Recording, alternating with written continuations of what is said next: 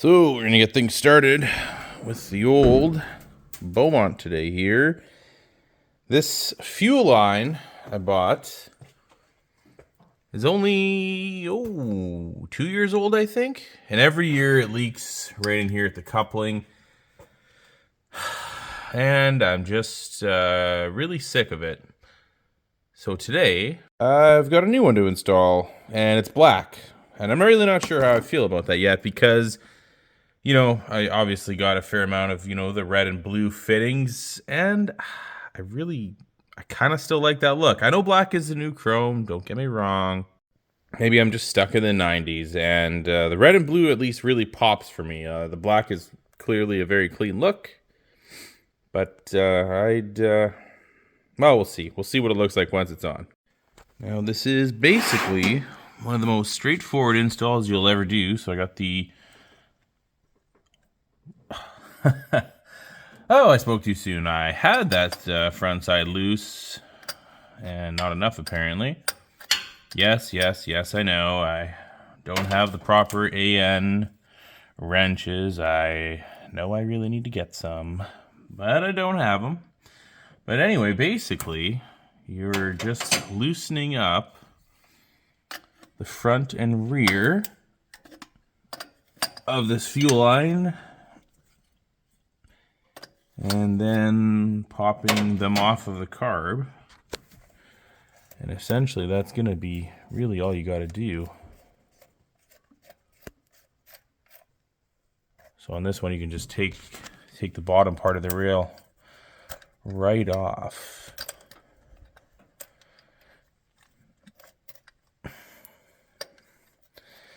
Of course, it's always got to be difficult on camera. Everything's camera shy, it seems, I don't get it. I don't understand. Don't understand it. Wow.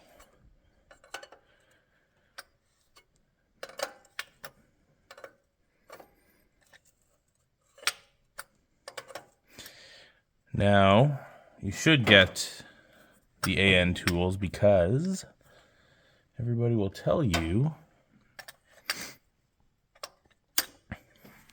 how much they don't mark up your fittings here. Now I want to say that I'm probably going to throw this little fuel line here right in the garbage because really isn't that great. Like, the threads are loose, and like I said, that one's kind of O-ring screwed. Like, it seems like every year I have to change the O-rings in it.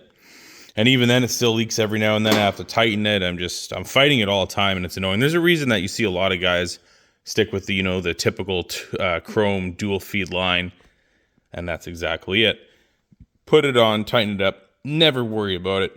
The only nice thing, obviously, with these style, well, maybe not in particularly this, but at least with this threaded one here, is if you want to do a jet change on the front or back, it's very easy to just loosen up a fitting, knock off the front or back bowl, and away you go. And seeing as I got a whole pile of extra HOLLEY jet kits laying around, the washers that come with this to seal between, like, the top, it's just a plain flat steel.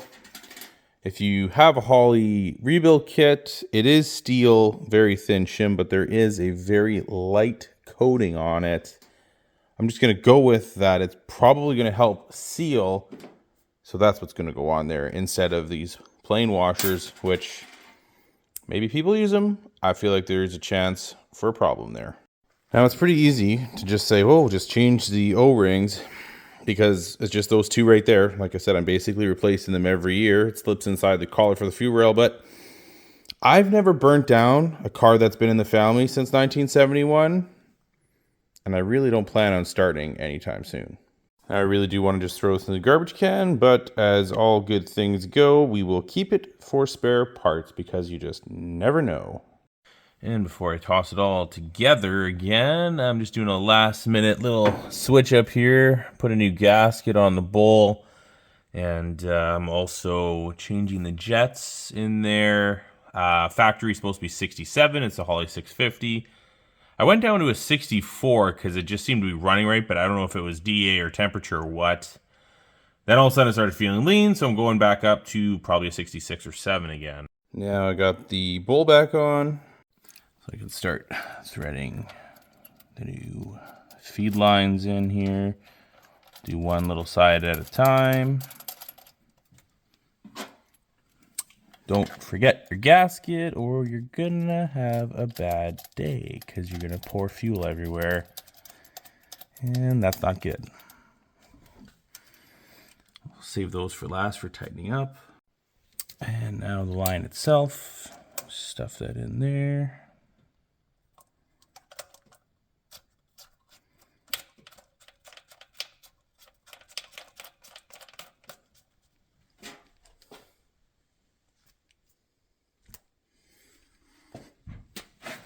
Sorry, I had to kill a mosquito. Of all things, that's hilarious.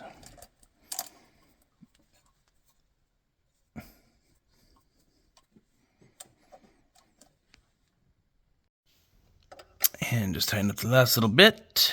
And yep, definitely a lot more of a subtle look with the black. Just got to put the inlet for the fuel on. Come on. Tighten that up and then hook the line on, and that's done. Pretty straightforward. I guess the big thing now is, do I make the rest of it black? I'm pretty torn because I think once you start doing that, it's pretty much a slippery slope. Then it's going to be, you know, black fittings, black hose, make that black, black spark plug wires. Could get pretty serious in here. But hopefully this one doesn't leak like the other one did every single year.